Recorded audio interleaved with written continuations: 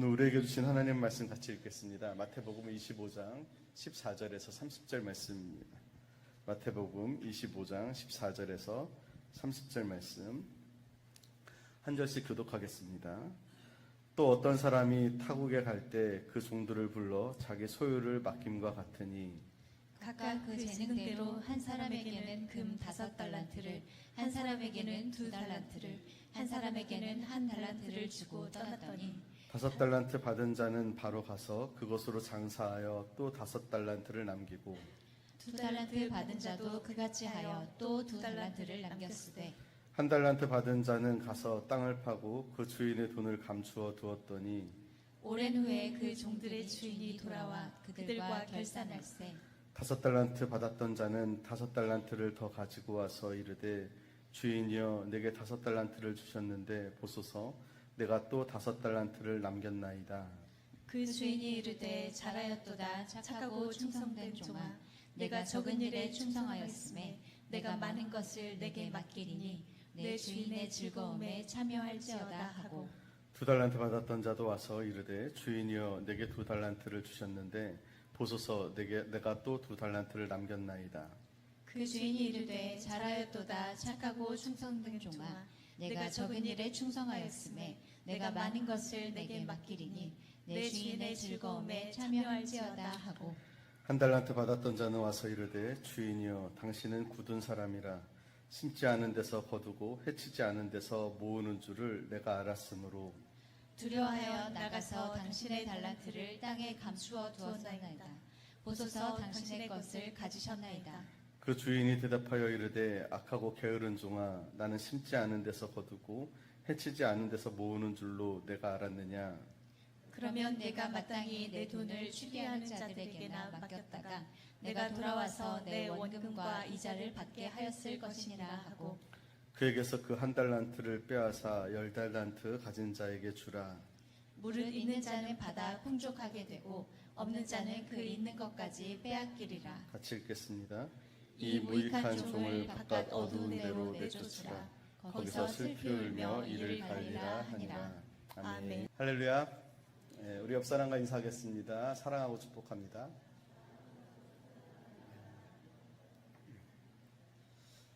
네, 어느새 이제 2025년이 이제 며칠 남지 않았습니다. 오늘이 마지막 주일인데요.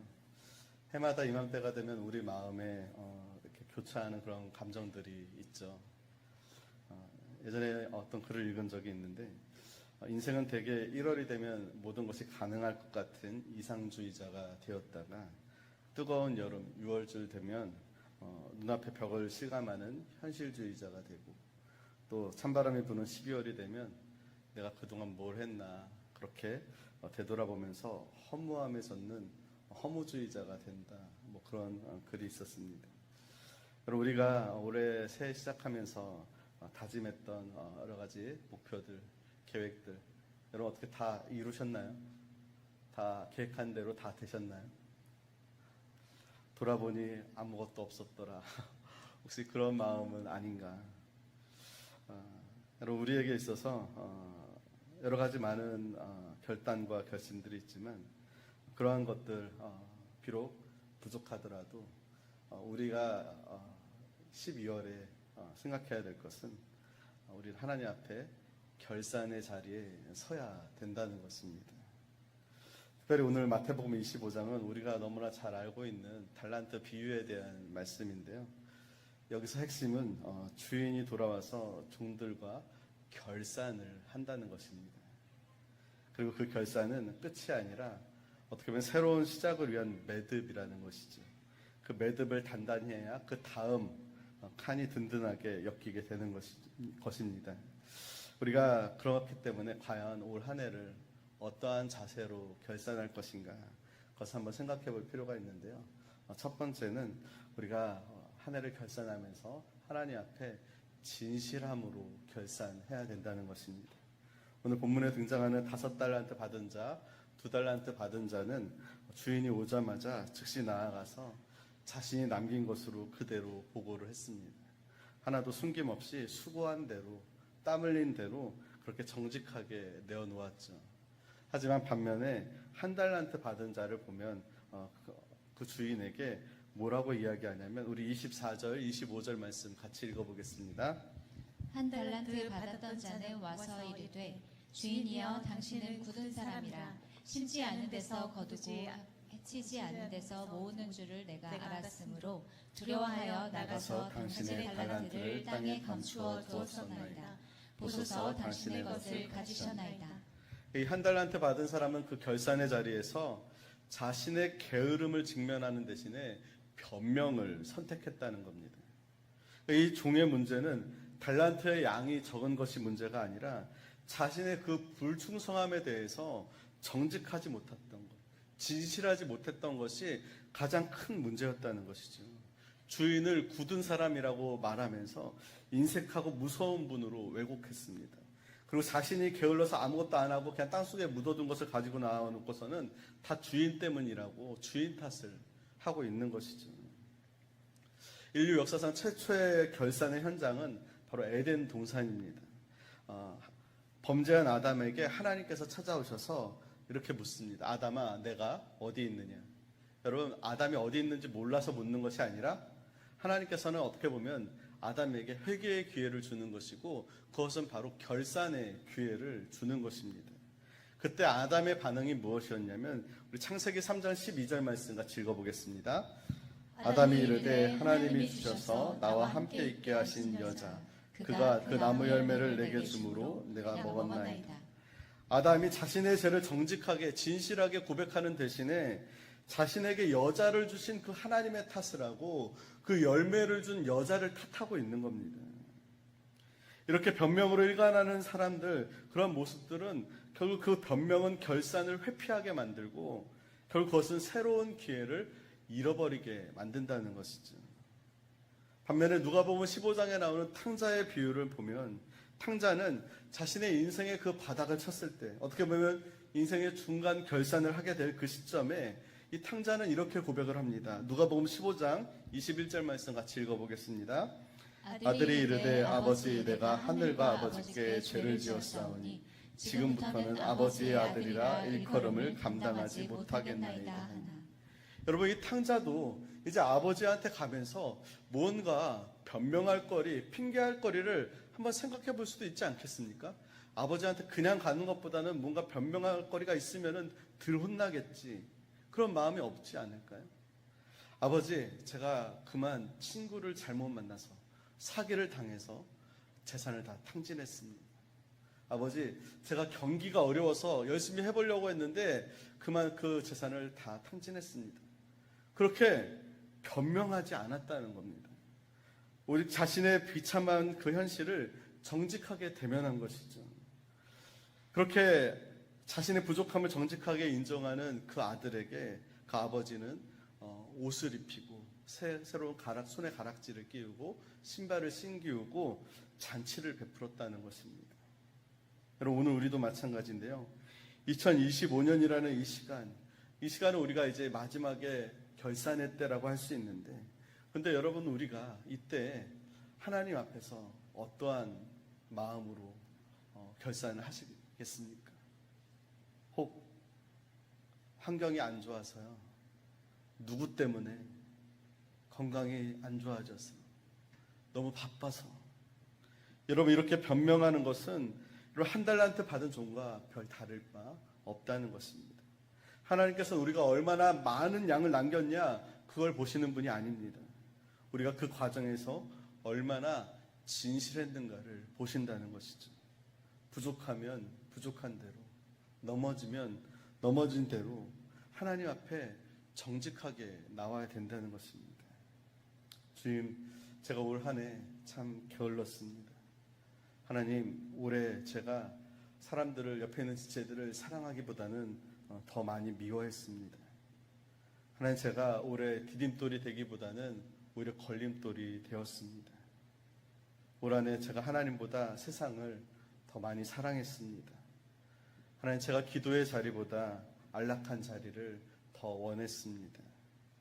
여러분, 이렇게 정직하게 고백하는 자에게는 소망이 있다는 것이죠. 변명하는 사람은 늘 그 자리에 머물 것입니다. 내년에도 마찬가지일 겁니다. 하지만 진실한 사람은 하나님의 긍휼을 입고 다음 단계로 나아갈 수 있게 된다는 것이죠.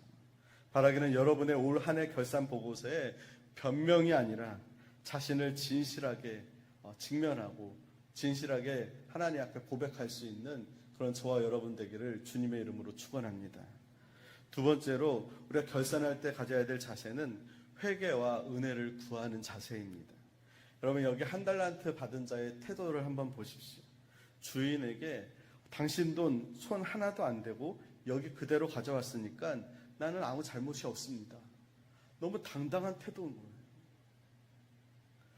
이 한 달란트 받은 사람은 자신이 주인에게 용서받아야 될 존재라는 것을 전혀 인지하지 못하고 있다는 거죠. 한 달란트 받았고 한 달란트 그냥 드리니까 나는 아무 잘못이 없다는 거예요. 우리도 마찬가지죠. 하나님 올 한 해 남에게 별 해 끼치지 않았고 그리고 교회도 적당히 다녔습니다. 주일도 어지간하면 빠지지 않았고 헌금도 빠뜨리지 않고 드렸습니다. 이만하면 하나님 되지 않습니까? 하나님께서 우리에게 생명을 주시고 건강을 주시고 물질을 주시고 시간을 주신 것은 그냥 나 하나 그냥 잘 유지하고 보존하라는 것이 아니라 그것을 통해서 하나님께서 맡겨주신 사명을 감당하라고 그 모든 것을 허락하여 주셨습니다. 그것을 사용하지 않고 그대로 가지고 나온 것은 주인의 그 사명을 주신 것에 대한 거역이고 그것은 어떻게 보면 용서받아야 될 내가 죄인이라는 것을 깨달아야 된다는 것이지. 오늘 이 한 달란트 받은 자의 결정적인 실수는 아까도 이야기했지만 주인 탓을 하는 겁니다. 자신의 무능과 불성실, 게으름 그것을 주인의 성격 탓으로 다 돌리는 것이죠.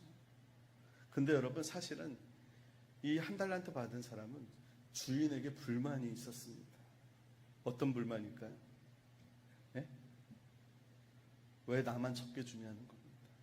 누구는 5달란트 주고 누구는 2달란트 주고 왜 나만 1달란트 주냐는 겁니다. 그러니까 기분 나빠서 어떻게 한다는 거예요? 기분 나빠서 안 한다는 거예요. 그냥 묻어둔다는 겁니다. 근데 여러분 사실 냉정하게 생각해보면 그 1달란트 받은 것이 정말 주인 때문일까요? 주인이 차별해서 이 사람만 1달란트 준 걸까요? 아닙니다. 15절에 보면 각각 그 능력대로 재능대로 주었다고 이야기를 합니다. 주인은 각자의 역량에 맞게 최선의 기회를 주는 것이죠. 만약에 이 1달란트 받은 자가 평소에 성실함을 보였다면 하나님께서 기꺼이 5달란트도 맡기셨을 겁니다. 그 결산의 자리에서 필요한 것은 나는 왜 이것밖에 안 주냐, 왜 이것밖에 안 되냐라는 그런 권리 주장이 아니라 은혜를 구함이 필요하다는 것이지. 우리가 하나님 앞에 설 때 내가 이만큼 했으니 하나님 상 주십시오라고 우리 당당하게 외칠 수 있는 존재가 아니라는 겁니다. 내가 주일 이렇게 한 번도 안 빠졌으니까 이만하면 됐지 않습니까? 그래도 조금 봉사라도 했으니까 이만하면 됐지 않습니까? 그럴 수 없다는 것이죠. 바울의 고백처럼 우리는 그저 무익한 종일 뿐이라는 겁니다. 어느 물을 깃는 사람이 있었는데 예전에 그 물지개를 이렇게 하면 이렇게 막대기에 이렇게 줄 해가지고 항아리 2개 이렇게 해가지고 물지개로 물을 기르잖아요. 그 물 깃는 사람에게 그 2개의 큰 항아리가 있었는데 하나는 온전한 항아리였고 다른 하나는 금이 간 항아리였습니다. 온전한 항아리는 항상 가득 찬 물을 배달했지만 이 금이 간 항아리는 항상 집까지 오면은 물이 반밖에 남지 않은 것이죠. 그 일이 1년 동안 계속 반복되자 이 금이 간 항아리가 주인에게 너무 죄송한 마음이 들어서 이렇게 고백을 했습니다. 주인님, 저는 제 역할을 다하지 못하는 못난 항아리입니다. 저의 금간 틈으로 물이 새어나가서 주인님께 손해를 끼쳐서 죄송합니다. 저를 용서해 주세요. 그랬더니 이 주인이 빙그레 웃으면서 이렇게 이야기합니다. 얘야, 오늘 우리가 지나온 길 옆을 한번 보았니? 온전한 항아리가 있는 쪽 길가에는 아무것도 없지만 너가 있는 쪽 길가에는 아름다운 꽃들이 피었단다. 나는 너가 물을 흘릴 것을 알고 그 길가에 꽃씨를 뿌려두었고 그 지난 1년 동안 나는 그 꽃들을 꺾어서 식탁에 아름답게 장식할 수 있었고 온 가족들이 그것 때문에 기쁘고 행복할 수 있었다. 너의 부족함이 오히려 축복이 되었다라고 얘기를 했다고 합니다. 여러분, 우리 중에 누가 하나님 앞에 나는 완벽한 1년을 살았습니다라고 말할 수 있는 사람이 누가 있겠습니까? 우리는 모두 다 금이 간 항아리와 같습니다. 기도의 물이 새고 또 사랑과 용서의 물이 새고 헌신의 물이 새어버리는 그런 연약한 존재들이라는 것이죠. 하지만 중요한 것은 우리가 우리의 부족함을 알고 인정하고 하나님 앞에 용서를 구할 때 하나님께서는 그 새어버린 눈물과 땀방울을 통해서 우리가 생각지도 못한 은혜의 꽃을 피운다는 것을 저와 여러분이 기억했으면 좋겠습니다. 성경에서 결산의 자리에서 가장 큰 회복과 위로를 경험한 사람이 있다면 바로 그 사람은 베드로일 것입니다. 베드로는 예수님을 3번이나 부인하면서 제자로서의 삶에 참담한 실패를 경험하게 되죠. 베드로의 그 예수님과 함께한 그 3년의 그 사역, 그 결과가 배신과 실패라는 빨간 글씨로 아마 가득했을 것입니다. 그런데 그 베드로를 부활하신 예수님께서 디베랴 바닷가로 찾아오십니다. 그리고 예수님께서 베드로에게 한 가지 질문을 합니다. 만약에 제가 예수님이었다면 베드로에게 따졌을 것 같아요. 야, 너 나를 위해서 죽을 수 있다면서 어떻게 나를 부인하고 저주를 하냐? 너가 그 수제자라면서 그렇게 도망갈 수 있냐? 그런데 예수님은 딱 한 가지를 묻습니다. 너가 나를 사랑하느냐? 그때 여러분, 베드로가 여러 가지 변명할 거리들을 한번 생각해 볼 수 있지 않겠습니까? 예수님, 사실 그때 제가 일부러 그런 게 아니라 너무 분위기가 살벌해서 저도 모르게 그렇게 했습니다. 아니, 저만 그런 게 아니라 다른 제자들도 다 도망갔지 않습니까? 그렇게 변명하지 않았다는 것이죠. 그저 고개를 숙이고 예수님의 물음에 이렇게 대답합니다. 요한복음 21장 15절 말씀 같이 읽어보겠습니다. 주님, 그러하나이다. 내가 주님을 사랑하는 줄 주님께서 아시나이다. 여러분, 이 고백 안에는요, 나는 실패했지만 주님의 용서 없이는 살아갈 수 없는 존재입니다 라는 그런 겸손이 담겨 있다는 것입니다. 예수님은 그 베드로의 그 실패를 추궁하지 않으시고 오히려 그 베드로에게 사명을 맡기십니다. 내 양을 먹이라. 내 양을 치라. 여러분, 오늘 우리가 한 해를 결산하면서 가져야 될 가장 복된 마음은 주님, 저는 용서가 필요한 죄인입니다 라는 그런 마음입니다. 하나님께서 우리에게 2025년이라는 이 365일 시간을 우리에게 맡기셨습니다. 주님의 복음을 전하라고 건강을 주셨고 어려운 이웃을 섬기라고 우리에게 물질을 맡겨주셨습니다. 그런데 여러분, 우리는 그 달란트를 우리 자신의 그 안일함이라는 땅속에다 묻어두고 있지는 않습니까? 그리고서는 우리는 주일 예배 드렸으니까 하나님 이만하면 됐지 않습니까? 한 달란트 그냥 그렇게 내어놓은 그 종처럼 주일 예배 안 빠졌습니다. 그래도 헌금도 드렸습니다. 여러분, 하나님께서는 그러한 결산을 원하는 것이 아닙니다. 하나님의 기대를 저버린 저를 하나님 용서하여 주옵소서. 그렇게 울며 고백하는 자를 하나님께서는 외면하지 않으신다는 것이죠. 회개는 결산의 끝이 아니라 하나님의 은혜가 우리의 삶에 다시 유입되는 통로라는 것입니다. 용서받아야 된다는 절박함으로 결산하게 될 때 비로소 우리의 2026년 새해에는 더 은혜의 해가 될 줄로 믿습니다. 2025년을 마무리하면서 하나님 앞에서 주여, 이 죄인을 용서하여 주옵소서. 하나님이 주신 건강과 물질과 시간을 허투루 썼음을 하나님 고백합니다. 여러분, 그렇게 엎드릴 때 여러분, 우리가 하나님께 그렇게 엎드리며 결산할 때 하나님의 긍휼을 받을 수 있는 저와 여러분이 될 줄로 믿습니다. 마지막으로 우리가 결산하는 자세에 있어서 중요한 것은 미래를 향한 결단이 있어야 된다는 것입니다. 성경의 결산은 항상 상급과 혹은 형벌과 연결됩니다. 5달란트, 2달란트 받은 자에게 주님께서 이렇게 말씀하십니다. 우리 21절, 23절 말씀 같이 읽겠습니다. 착하고 충성된 종아, 내가 적은 일에 충성하였음에 내가 많은 것을 내게 맡기리니 내 주인의 즐거움에 참여할지어다. 결산의 목적은 단순히 그 과거를 평가하는 데 있는 것이 아니라 더 많은 것을 맡기기 위함이라는 겁니다. 하나님께서 오늘 우리에게 2025년을 결산하게 하시는 것은 2026년이라는 더 크고 영광스러운 사명을 우리에게 맡기시기 위함이라는 것이죠. 시편 90편 12절에 모세는 이렇게 기도합니다. 우리에게 우리 날 계수함을 가르치사 지혜로운 마음을 얻게 하소서. 여러분, 인생이 영원할 것 같지만 우리에게 주어진 시간은 유한합니다. 전도서 3장에 있는 말씀처럼 모든 일에는 때와 기한이 있습니다. 이 짧은 인생 속에서 우리가 오늘을 어떻게 결산하느냐에 따라서 우리의 미래가 결정된다는 것이죠. 1888년에 프랑스의 한 신문에 죽음의 상인 사망하다라는 제목의 부고 기사가 실렸습니다. 다이너마이트를 발명한 그 알프레드 노벨에 대한 이야기인데요. 사실은 노벨이 죽은 것이 아니라 노벨의 형이 죽었는데 이 신문사가 노벨 본인이 죽은 것으로 착각하고 오보 기사를 낸 것이죠. 노벨은 살아있는 상태에서 자신의 부고 기사를 읽게 되었습니다. 파괴적인 폭발물을 만들어 수많은 사람을 죽게 한 죽음의 상인이 드디어 죽었다. 노벨은 큰 충격에 빠졌습니다. 사람들이 나를 이렇게 기억한단 말인가? 내 인생의 결산이 고작 이것뿐인가? 그리고 그날로 결단을 했습니다. 그리고 자신의 모든 재산을 털어서 인류를 위해 공헌한 사람들에게 상을 주는 노벨상을 제정한 것이죠. 그리고 그 가운데 중요하게 생각하는 것이 노벨 평화상이었습니다.